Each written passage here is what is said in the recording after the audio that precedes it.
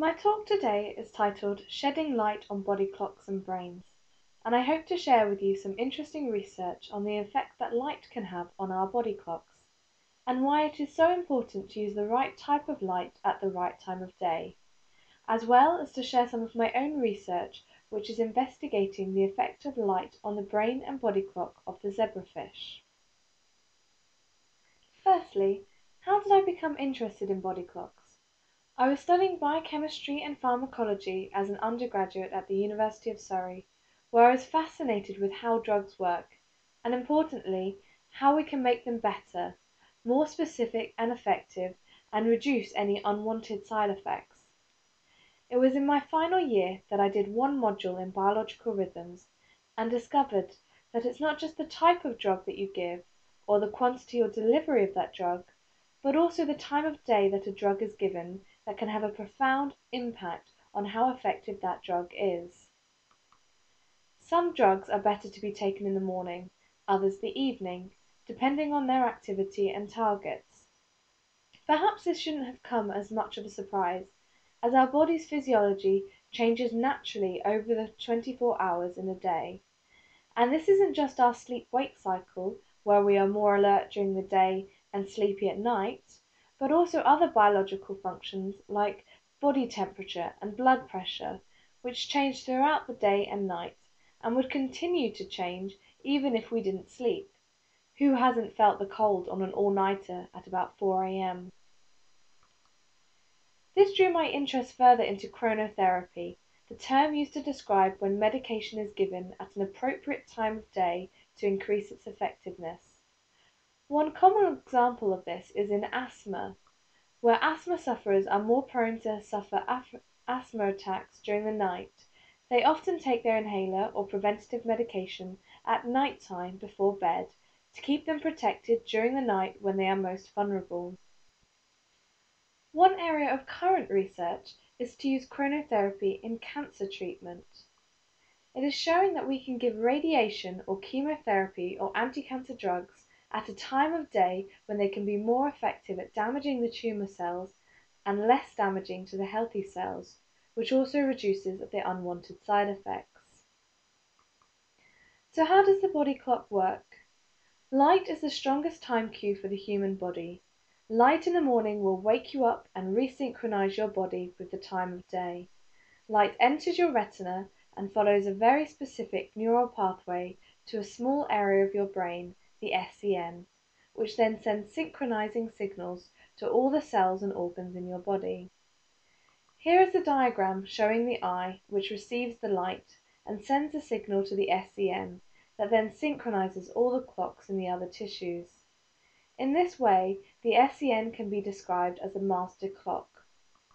The SCN can also be analogized as a conductor in an orchestra that sends synchronizing signals to the other tissues and synchronizes them to the time of day. So I mentioned that light was an important time cue, but it's also important that we use bright light to synchronize our body clocks. We can measure the brightness of light using the unit lux. Around 1,000 lux is required to strongly synchronize your body clock. Even on a cloudy day, which might have 1,000 to 10,000 lux, this is plenty. On a bright sunny day, the brightness can go up to 100,000 lux. However, a typical office might only receive 400 lux, not enough to adequately synchronize the clock. This can cause problems for people who don't spend enough time outside. As well as the brightness of the light, it's also important to know that the wavelength of light that is effective. The cells that are in the retina that are signaling to the SCN are triggered by a wavelength of 480 nanometers, which is a blue light. This is why daylight simulating light bulbs, which have a large component of this blue light, are more effective than conventional light bulbs. Many offices are now installing these brighter white light bulbs. This will increase the alertness and productivity of their employees, as well as improving their health. During the winter months, more and more people are using daylight alarm clocks, such as this one. During winter, the daylight hours are shorter, and people find that they don't have enough sunlight to synchronize their body clock. This can leave them with depression, difficulty concentrating, as well as digestive and eating problems. All of these symptoms can be relieved by using light effectively. But it's not just bright light, but when we use it that makes it effective. We need bright light during the day, but not at night time. Have you ever noticed if you've been camping that not long after eating dinner you start to yawn and feel like it's time to go to bed, only to look at your watch and realize it's only 8 p.m.? Alternatively, have you ever found yourself so engrossed in playing a computer game in an evening to suddenly realize it's 2 a.m. and you've got to be up for work the next day? Well, it's not necessarily that your camping partners are boring and uninteresting, but that light in the evening can play a role in keeping us awake. This can be a bad thing if it's stopping us sleeping and getting rest. For this reason, software such as f.lux is being designed to dim and redden computer screens. This stops the bright blue wavelength of light synchronizing our body clock to the wrong time of day. You can find a link to f.lux from my blog homepage, which will be shown at the end of this presentation. So why am I studying body clocks in zebrafish? Well, zebrafish are a common model to understand development. A zebrafish is born outside its mother's body and so can be studied non-invasively.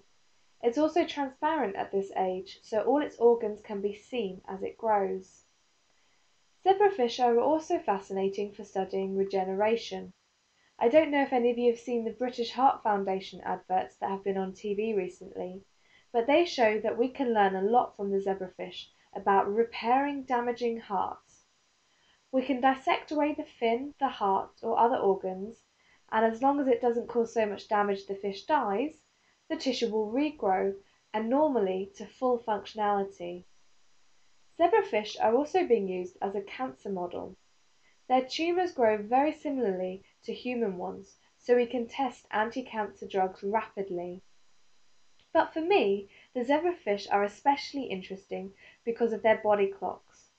Rather than just their eyes being sensitive to light, their whole body is directly sensitive to light.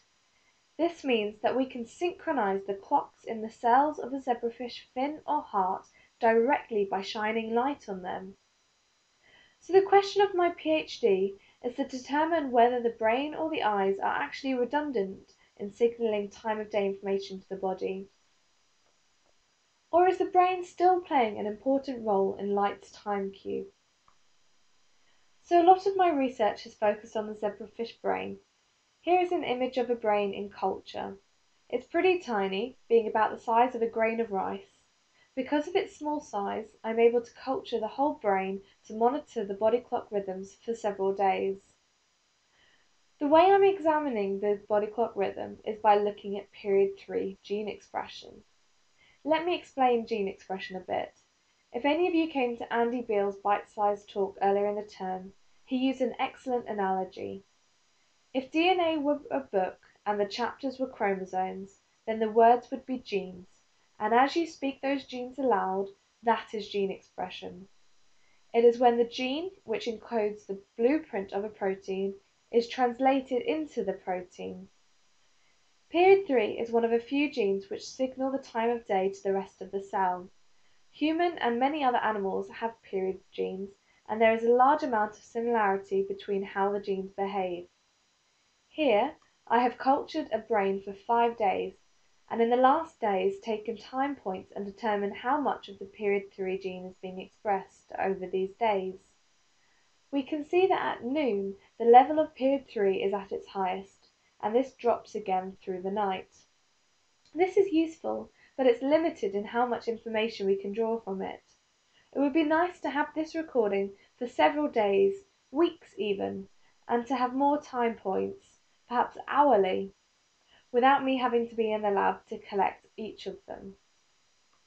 For this reason, I have used a glowing or bioluminescent zebrafish.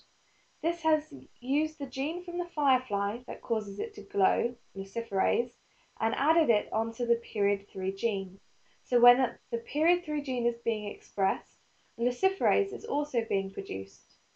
Luciferase produces bioluminescent light, so we can measure the amount of bioluminescence and have a report of how much period 3 gene is being expressed. This allows us to see any effect that light can have on the body clock of the brain of the zebrafish. To record the bioluminescence, I put different brain regions into a well of a 96 well plate. This plate goes into a machine that reads out the bioluminescence from each well every hour. This is all automated and can be left to itself for weeks. What this produces is an exciting graph like this, which shows a zebrafish brain being directly light sensitive. On the bottom axis we have time, so here there's about 2 weeks of data. On the y-axis is bioluminescence, which is signifying the amount of period 3 gene expression. The black and white bars on the top show the light condition the plate is being kept in. It begins on a 12 hours of light and 12 hours of darkness, simulating day and night. The rhythms in all the brain regions are synchronized, peaking at midday and troughing at midnight. After a week, the plate is put into constant darkness, and although the rhythms continue, they are dramatically dampened. The clocks in the cells are going out of alignment with each other. When we restart the light-dark cycles, the rhythms resynchronize, showing the brain tissue is directly sensitive to the light-dark conditions. I'm also trying to investigate this spatially, using a sensitive photon-counting camera that can show where the bioluminescence is coming from in the tissue. I hope you found this talk interesting, that you've had the opportunity to think about the effect of light on our body clock, as well as the promise that chronotherapy holds for using medication more effectively. If you have any questions about body clocks or my research, please do send them to me at my blog sleeplessdays.co.uk. Thank you.